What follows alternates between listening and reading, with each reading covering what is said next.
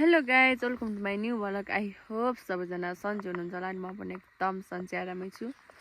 मलाई चाहिँ रुगा लागेर हेर्नुहोस् साथीहरू, टोपी लगाएको छु। यस्तो गर्मी टाइममा पनि रुगा लागिरहेछ। बहिनीले चाहिँ मलाई जिस्काइरहेको छिन्, के गर्नु।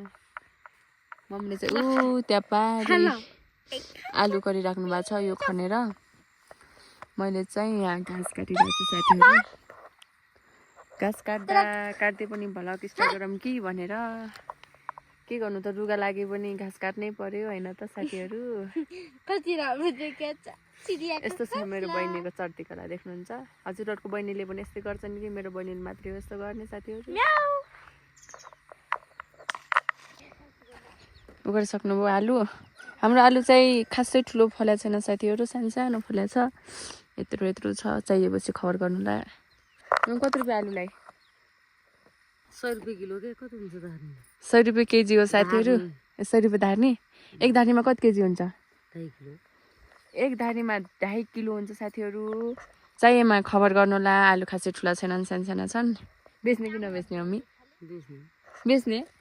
हामी के खान्छ?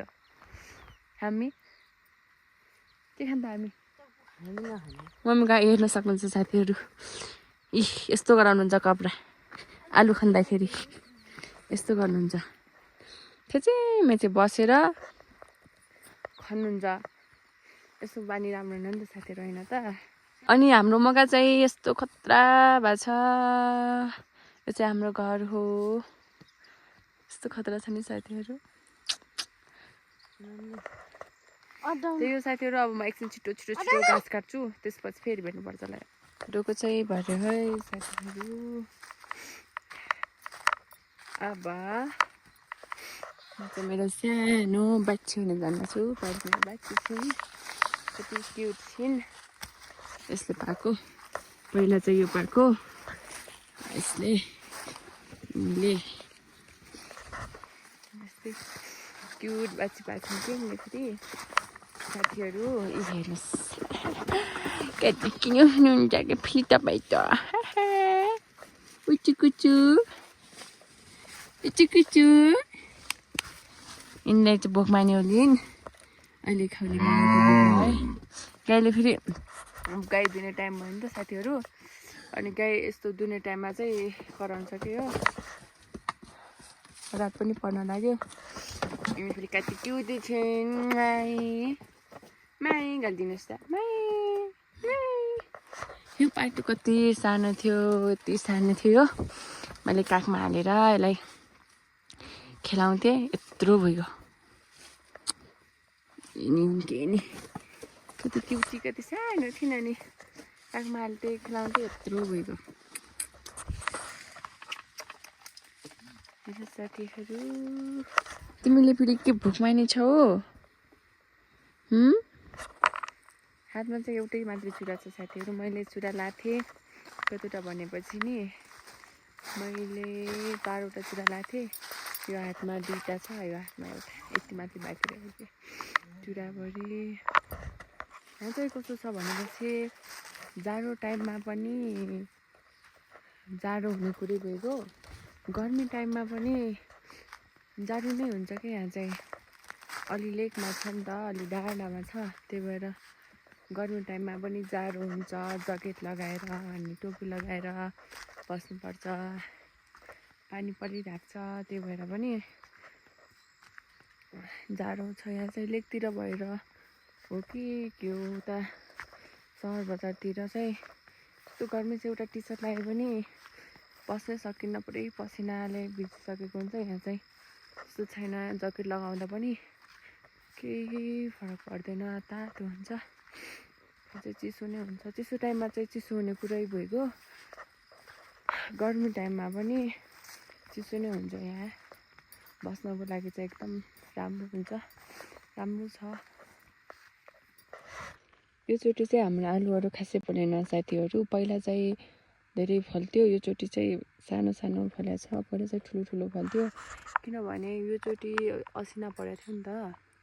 असिना परेर सबै आलुको बोटभरि मारिदियो, त्यही भएर यत्रो फल्या छ आलुहरू। पहिला चाहिँ कति ठुलो ठुलो फल्थ्यो, योचोटि चाहिँ सानो फल्या छ।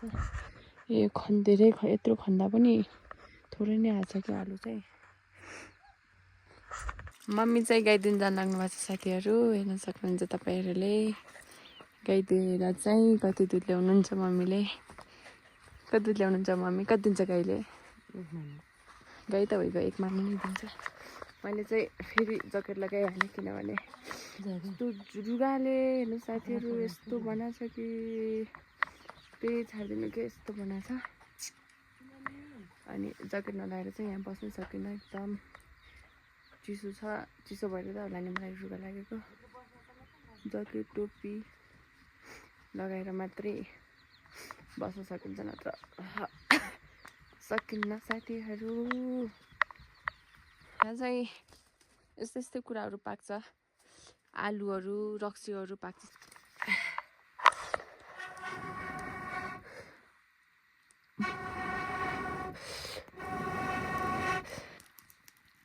अहिले चाहिँ खासमा खाना खाने टाइम हो साथी। अनि मम्मीले चाहिँ आलु पकाउनु भएको के हो बुझ्न गाह्रो छ। आज खने नयाँ आलु भनेर हो कि के हो के हो। रुगाले भेटाएर यस्तो हैरान बनाउँछ कि यस्तो हैरान बनाउँछ। अहिले चाहिँ आगो दन दन दन दन दन बोलिरहेको छ आलुमा चाहिँ। यो भित्र चाहिँ आलु छ। मम्मीले फेरि आलु खान मन लागेर के, अनि त्यही भएर पकाउनु भएको रहेछ मम्मीले चाहिँ आलु। खासमा चाहिँ अहिले खाना खाने टाइम हो, सायद यसको तरकारी बनाउने भनेर हो कि के हो। त्यही भएर चाहिँ पकाउनु भयो होला भन्ने मलाई लाग्छ के रे के हो। होइन साथीहरू, अहिले चाहिँ रात पर्न लागिसक्यो। हजुरहरूलाई यो भ्लग के कस्तो लाग्छ सल्लाह सुझाव दिँदै गर्नुला, र राम्रो लागेमा लाइक कमेन्ट सेयर र सब्सक्राइब गर्न चाहिँ कति पनि नभुल्नु है त साथीहरू। आजलाई यति। Thank you for watching. Love you all. Bye by.